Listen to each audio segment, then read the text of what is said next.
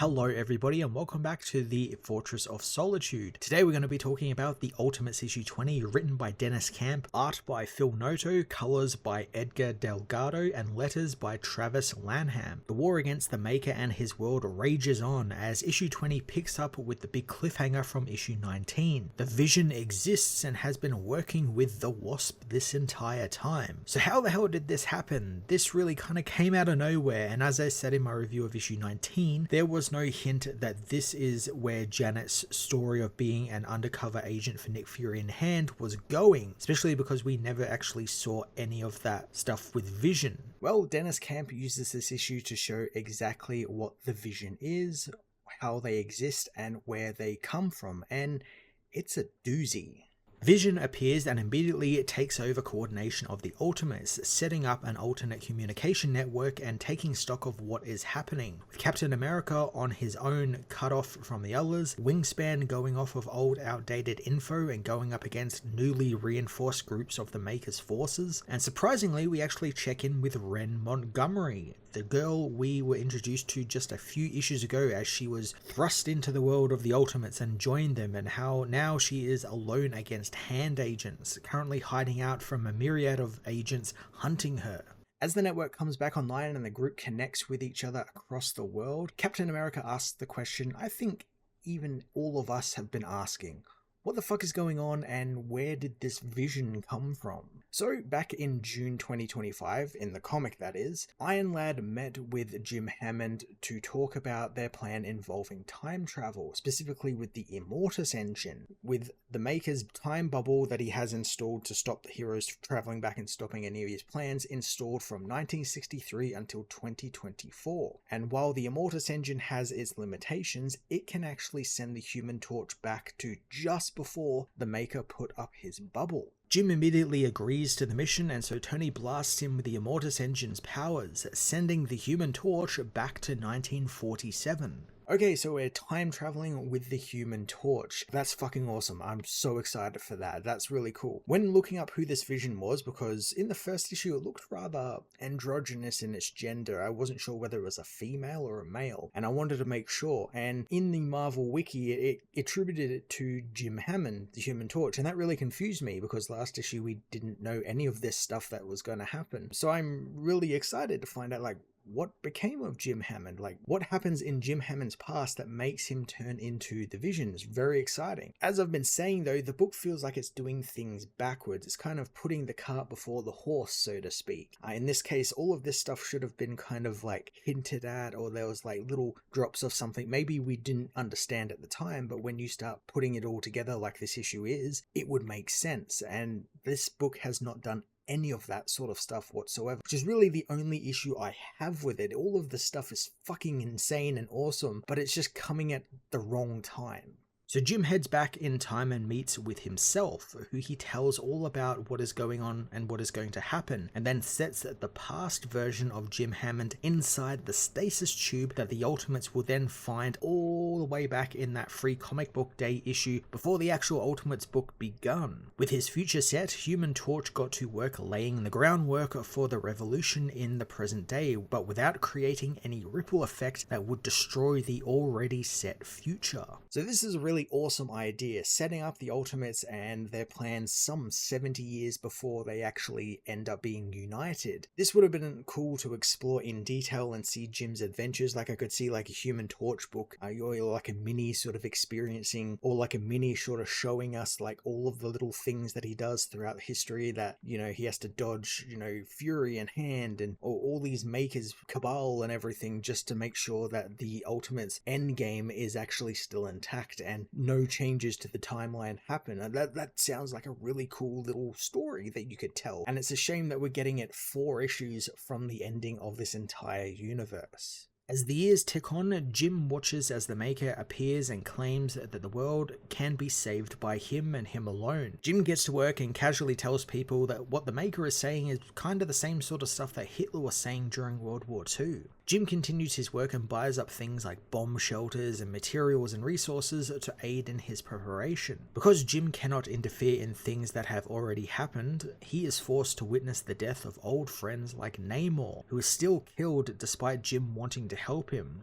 but as he puts it, he has to resist that urge and then resist the Maker. Around this time, Jim also ends up gaining a nemesis in that of Nick Fury, witnessing the man kill many heroes, and he desperately wants revenge against him. While the past Jim Hammond's work continues, in the present day, Captain America realizes that the Vision is Jim Hammond, wondering where exactly his old friend has been. Vision is busy coordinating every Ultimates mission on the planet, sorting through them all in a matter of seconds. Dennis Camp highlights this idea that this Vision, as Jim Hammond, is much more a robotic version than he was before. You know, they feel colder and more calculating than he seemed to be when he was just Jim. You know, he's kind of free from all his emotions and his feelings and everything. And I'd say it's a sign of something bad coming, like maybe he begins thinking that, oh, maybe humans shouldn't exist. Maybe we can wipe them out. Maybe this is like the birth of Ultron. But as I've been saying, 4 issues till the end, I don't think any of that's happening unless the last couple of issues are really truncated.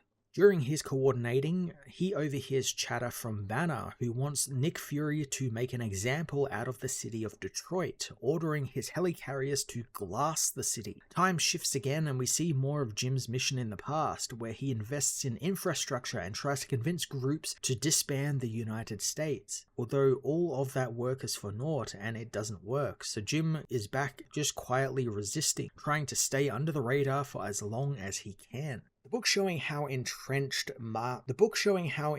Maker's influence is on this world, and how the villain has thought of everything when it comes to disruptions to his plan, like taking out all of the heroes and even the villains so they don't get in his way, is great. It's extremely satisfying seeing all of that and seeing a consistency of it happening all throughout this book's life. Camp has done a really good job of keeping that all above board. It's not lost on me either that the bureaucracy and politics in the US really at that point, or really in any point, so to speak, is really frustrating to deal with, you know, having to go through all the red tape and all the different, you know, parts of this big conglomerate. And I imagine that's really frustrating. So I like that Jim has to deal with that in this book as well. And then he's just like, fuck it, and just goes back to dealing with infrastructure and buying up land and sort of shoring up other things when the politics does not work in his favor. Sometime, decades later, Jim upgrades himself, reciting the old Ship of Theseus story to himself, and wondering if a ship really is the same ship if all the boards have been replaced. He wonders if something can be the same when part of it is different, as he becomes the Vision, appearing before Janet Van Dyne in her apartment, setting up his partnership with the Wasp. In the present, Vision directs Wasp, girding her worries about Hank so she can do her job, which is to infiltrate Nick Fury's helicarrier, the Beast. I do like knowing that Hank Pym is alive somewhere out there. Their issue is rather vague on like where he is, what he's doing, you know, whether he escaped with his life intact from the battlefield against the Nick Furies in hand. So I imagine we're going to see that in some issue and some form.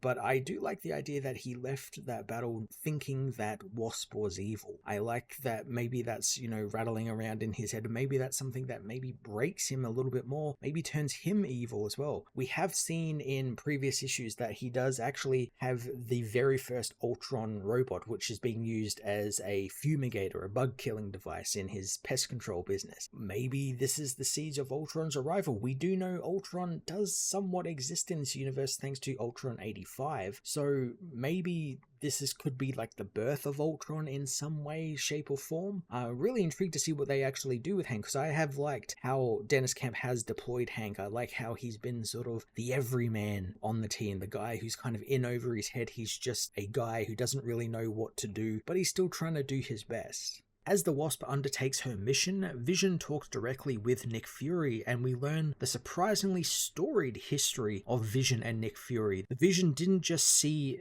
Nick Fury as just a nemesis he could never quite attack. He actually attacked him quite a number of times, with a rivalry that spans decades, as Jim kills Nick at least a dozen times, targeting him after he killed the Inhumans and never stopping from then on. But Nick never knew any of this thanks to him being an LMD, and he never could remember because the LMD would be killed by Vision and the new one would not have its memories. Now that's a neat rivalry I never considered, but in this world it makes sense Vision is taking his pent-up anger and disgust for this world out on Fury, and Fury is one of the perpetrators of this world and what it has become. He is the one pulling the trigger, so to speak, on a lot of these other heroes. As Nick is kept busy with the Vision, the Wasp completes her mission and ends up freeing every powered person Fury was keeping in his black site prison, which he handedly kept aboard his helicarrier. Squirrel Girl, Howard the Duck, and Hit Monkey are released onto the Hand Agents, and I gotta say, I didn't understand why these guys were kept alive when people like Namor and Black Bolt were killed. I would think that you would want to kill all of them, all of the heroes, all like potential threats. I know it's kind of a meme, but like Squirrel Girl has like defeated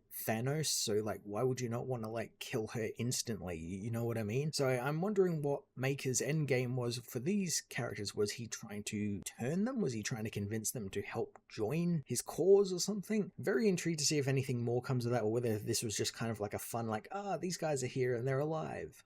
Fury doesn't think that a few prisoners will turn the tide, but Vision has all of this planned, as he knows Detroit, the city Fury is to destroy, was once one of the most important cities in the country thanks to its automotive industry, with Jim dubbing it America's industrial engine. Soon, that engine began to break down, almost like it was designed to do so. As the helicarriers begin their bombing of the city, engineer James Rhodes rushes into position, telling Vision that almost everybody else is ready. He heads deep underground, getting into a command center and linking up with several other people who are doing the same. As the team get ready, Jim remembers how the skilled, dedicated workers of Detroit were all but forgotten about, becoming nothing but ghosts to everyone else, but not to him, for he remembers everything. Fury is soon alerted to something happening in the city below the carriers as Detroit comes to life, becoming what Vision calls the anti-war machine. Rhodey making an appearance, and in a city-sized war machine armor made from the bones of Detroit, was not something I had on my bingo card. Like, I did not expect something like this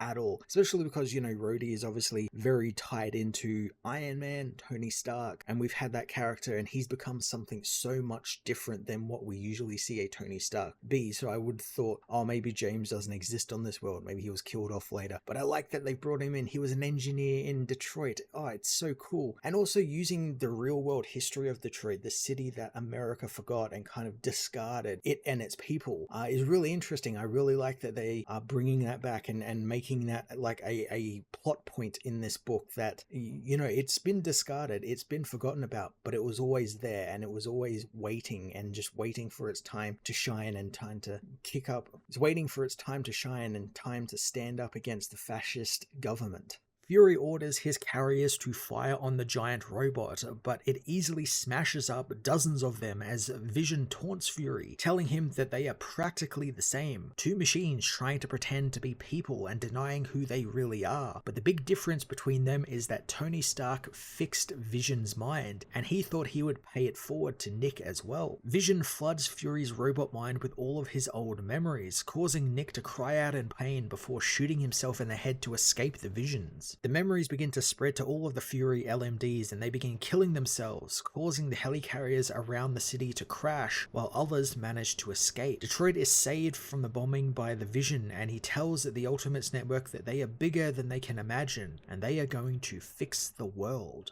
So this was a much needed victory for the Ultimates, since they've kind of had their asses kicked by the Maker and his contingencies left, right and center. They've had little wins here and there, but this was like their most major win in a long time. So I wonder if there's going to be something like the other shoe drops and Maker foresaw this, or like something will change that will throw the Vision's plans into disarray. I'm intrigued to see what they're going to do with the Vision now that he's kind of come back and kind of taken over the Ultimates from Iron Lad and Captain America, and is kind of shepherding them from the knowledge he knows from the past and what he knows is going to be coming for them. This felt like a quick defeat of the Hand. The Hand have been a shadow that has been looming over all of the Ultimates basically since the beginning of their run. They've always been there. They've been kind of gunning for the Ultimates since issue 1, and to have the Vision kind of show up, take control of everything and just defeat them almost immediately. It feels kind of a little too close to a Deus Ex Machina for my liking. Camp does make it very compelling though. I loved what he did with all of this stuff with Jim Hammond, the anti-war machine being the city of Detroit. So cool things. Such cool things in this book, and I'm willing to see where he takes it, because maybe there's a satisfying payoff over the next 4 issues. The Ultimates issue 20 explained what the deal is with this new Vision and how the former Human Torch factors into the war against the Maker. I thoroughly enjoyed Camp answering some of these questions, keeping it all very relevant to what is seen in real life, something this book has been doing consistently since issue 1. And I've got to praise Camp for also keeping it all connected together and keeping a through line. Like, this book stretches all the way back to stuff set up in the Free Comic Book Day issue before the Ultimates book even was a thing. So he has been planning all of this for some time. Vision and Nick Fury's rivalry was a neat inclusion. That's a really cool sort of hero-villain duo that I never really considered, and I like the little bits we get of them here and there, the Vision resisting him throughout the decades and always finding a way to take his anger out on Fury, who is literally the physical embodiment of the Maker's finger on the trigger of the gun that's pointed at the world. So I really like that there was that rivalry and we got to see a bit of that. I would have liked to have seen a bit more of it, and with 4 issues left, I'm left wondering, like, are we ever going to see anything else of this? Because it's just so thoroughly interesting, and it's a shame that the book is ending when it is. I'm going to give this issue an 8.5 out of 10.